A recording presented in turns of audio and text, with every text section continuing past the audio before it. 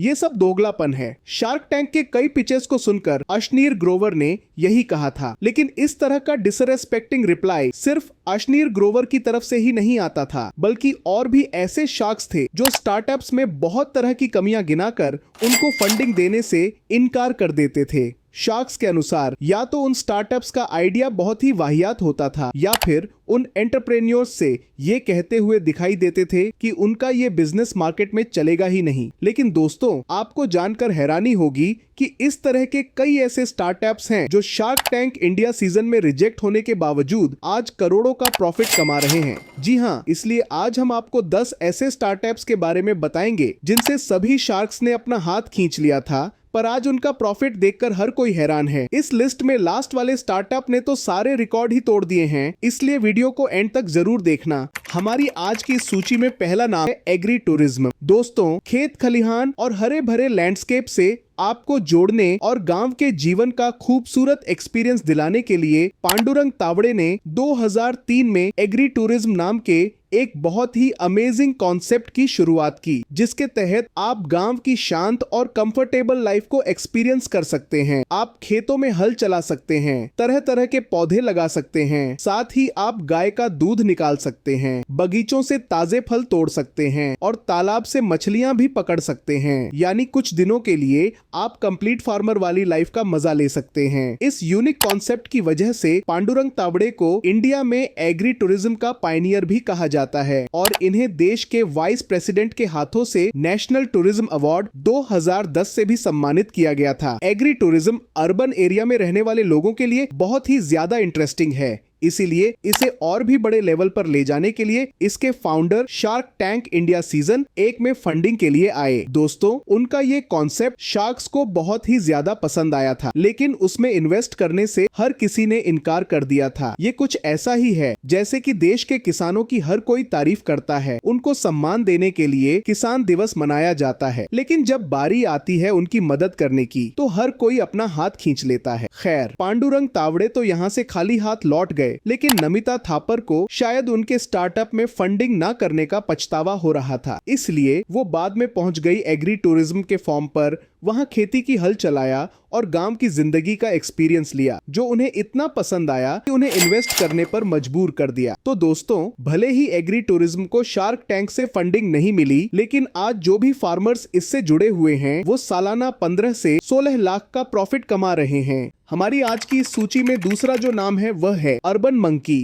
दोस्तों, street fashion America या इस जैसे बड़े देशों में तो खूब पॉपुलर है, लेकिन इंडिया में ज्यादातर लोगों को इसके बारे में पता भी नहीं है। यश अग्रवाल जब हांगकांग से इंडिया आए तो उन्होंने भी ये रियलाइज किया कि यहाँ स्ट्रीट फैशन का कोई नामो निशान तक नहीं है। इसी के चलते 2014 में उन्होंने अर्बन मंकी की शुरुआत की। स्टार्टिंग में उन्होंने सिर्फ कैप्स और स्केटबोर्ड्स को डिजाइन करके बेचना शुरू किया था और इसके बाद धीरे धीरे करके स्ट्रीटवियर और लाइफस्टाइल सेक्टर में भी एंटर हुए। हालांकि उनका सफर चैलेंजेस से भरा हुआ था, फिर भी यश अग्रवाल ने हार नहीं मानी और वो मुंबई के स्केटर्स और रैपर्स के साथ जुड़े रहे और उन्हें सपोर्ट करते रहे। इससे धीरे धीरे करके लोग उन्हें और उनके ब्रांड को जानने लगे। लेकिन कंपनी की किस्मत तब बदली जब गली बॉय में रणवीर सिंह ने इनके प्रोडक्ट का खूब ज्यादा यूज किया, जिससे कंपनी को काफी ज्यादा प्रॉफिट हुआ। इसके बाद अर्बन मंकी ने शार्क टैंक में पिच दिया और 1% इक्विटी के बदले 1 करोड़ रुपए की डिमांड की। इनके प्रोडक्ट्स शार्क्स को पसंद तो काफी आए, लेकिन उन्होंने 50% इक्विटी के बदले 5 करोड़ का कंडीशनल काउंटर ऑफर दिया, जो यश अग्रवाल को बहुत ही अनफेयर लगा। इसमें कंडीशन यह थी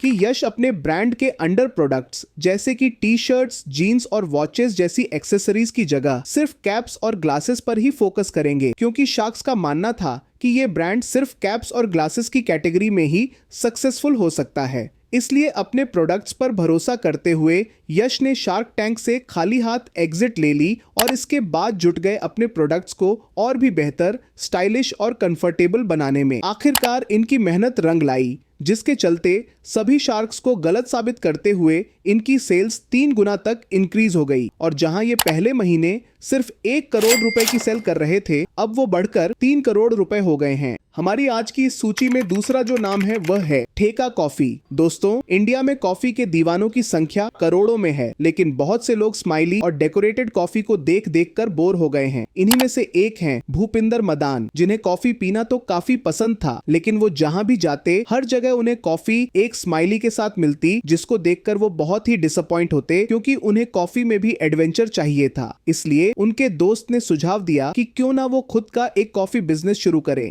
इससे इंस्पायर्ड होकर उन्होंने ठेका कॉफी की शुरुआत की, जिसका कॉन्सेप्ट इतना यूनिक है कि शार्क्स भी कुछ समय के लिए हैरान रह गए थे। जी हाँ, क्योंकि जब आपको बियर बॉटल में कॉफी दी जाए और वो भी बियर के बास्केट में रखकर, तो ये कॉफी पीने का एक बहुत ही अलग एक्सपीरियंस बन जाता है। और इसी आइडिया के साथ ठेका कॉफी को भी शुरू किया गया था। अगर आप इनकी अलग अलग कॉफी के नाम पर गौर करें तो वो बहुत ही अटपटे हैं, जैसे कि पलंग तोड़, नेक्स्ट लेवल, कॉफी की जवानी, chocolate Patola. Bhupinder Madan shark tank में पहुंचने से पहले लगभग 3 कियोस्क आउटलेट्स में 3 लाख से ज्यादा कॉफी सर्व कर चुके थे और अपने बिजनेस को पूरे देश में फैलाने के लिए भूपिंदर मदान ने शार्क से 10% इक्विटी के बदले 50 लाख रुपए की डिमांड की थी। साथ ही ये गारंटी दी थी कि वो अपने ब्रांड के जरिए पूरी कॉफी इंडस्ट्री को हिलाकर रख देंगे। अब शार्क्स को उनकी कॉफी तो खूब पसंद आई, लेकिन उन्होंने फंडिंग देते वक्त आई एम आउट का फ्रेज दिया, जिसके बाद भूपिंदर मदान को शार्क टैंक से खाली हाथ लौटना पड़ा। लेकिन ये उनकी हार बिल्कुल भी नहीं थी, क्योंकि शार्क टैंक से जाने के बाद रिलायंस ने उनकी स्टार्टअप के साथ पार्टनरशिप कर ली। साथ ही माइक्रोसॉफ्ट ने इन्हें अप्रोच किया कि ठेका कॉफी अपना एक कार्ट बेंगलोर में मौजूद उनकी कंपनी के ऑफिस कैंपस में भी ओपन करे। इसके अलावा उन्हें दुबई के जेनेट मल्टी ट्रेड से 2.5 करोड़ रुपए की इन्वेस्टमेंट भी मिली। हमारी आज की इस सूची में दूसरा जो नाम है वह है मूनशाइन मीडरी। दोस्तों, एक बार मूनशाइन मीडरी के फाउंडर नीतीश विश्वास ने a the drink of the gods नाम के एक मीड के बारे में पढ़ा, जिसके बारे में कहा जाता है कि इसे पहले देवता पिया करते थे। ये आर्टिकल उन्हें बहुत ही ज्यादा इंटरेस्टिंग लगा और उन्होंने खुद इस मीड को बनाने की ठान ली। अपने इस आइडिया को उन्होंने अपने एक दोस्त रोहन रेहाने के साथ शेयर किया और उनके साथ मिलकर 2016 में मूनशाइन मीडरी की शुरुआत की, जो एशिया का पहला मीडरी बेस्ड ब्रांड है। और ये कंपनी दुनिया की सबसे पुरानी शराब कहे जाने वाले मीड को फ्रूट्स और स्पाइस के साथ बनाती है। दोस्तों, इसमें किसी भी तरह का आर्टिफिशियल फ्लेवर और कलर्स का इस्तेमाल नहीं किया जाता।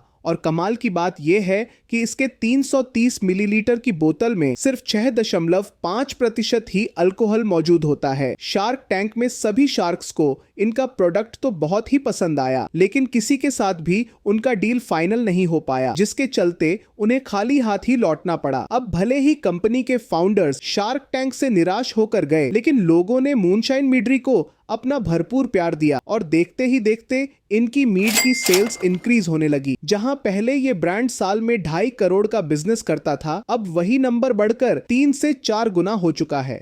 हमारी आज की इस सूची में दूसरा जो नाम है वह है फ्लैट हीट्स। दोस्तों, शार्क टैंक इंडिया सीजन 2 में एक ऐसी कंपनी आई जिसको देखकर शार्क्स के साथ साथ सभी ऑडियंस की आंखों में भी आंसू आ गए थे। हम बात कर रहे हैं फ्लैट हीट्स की, जो एक बैंगलोर बेस्ड कंपनी है और इको फ्रेंडली और लाइटवेट शूज बनाती है। कमाल की क्वालिटी होने के बावजूद जिस समय इसके को founder Ganesh Balakrishnan shark tank में पहुंचे थे, उस समय ये कंपनी बंद होने के कगार पर थी और इसे बचाने के लिए उन्होंने शार्क्स के सामने 3% इक्विटी के बदले 75 लाख रुपए की आस रखी। 75 लाख रुपए देने का काउंटर ऑफर रखा, जो कि गणेश बालकृष्णन ने इतनी मजबूरी होने के बावजूद भी एक्सेप्ट नहीं किया, क्योंकि ये उन्हें एक फेयर डील नहीं लग रहा था। और बहुत ही उदास मन और नम आंखों के साथ वो शार्क टैंक से बाहर निकल गए। लेकिन जब ये एपिसोड टेलीविजन पर एयर हुआ तो उसके 2 दिन बाद ही उनके सारे प्रोडक्ट्स सेल हो गए। शार्क टैंक के बाद इस कंपनी को इतनी पॉपुलैरिटी मिली कि उसे कई बड़े बड़े ऑफर्स मिलने लगे। दोस्तों, इस एक्विजिशन ने फ्लैट हीट्स में एक नई जान फूंकने का काम किया है, जहां आज यह ब्रांड पहले से काफी ज्यादा बेहतर परफॉर्म कर रहा है। हमारी आज की इस सूची में दूसरा जो नाम है वह है जीप इलेक्ट्रिक। इंटरनेट के बढ़ते यूज के बाद आज हमें अगर मेडिसिन, ग्रोसरी, कपड़े या हाउस होल्ड आइटम्स खरीदने हो तो हमारी मैक्सिमम कोशिश यही रहती है कि इसे हम ऑनलाइन ही ऑर्डर कर लें, क्योंकि इसमें बिना कोई एफर्ट के हमारा सामान खुद घर पर आ जाता है। और इसी होम डिलीवरी को इको फ्रेंडली और पॉल्यूशन फ्री बनाने का काम करता है जीप इलेक्ट्रिक।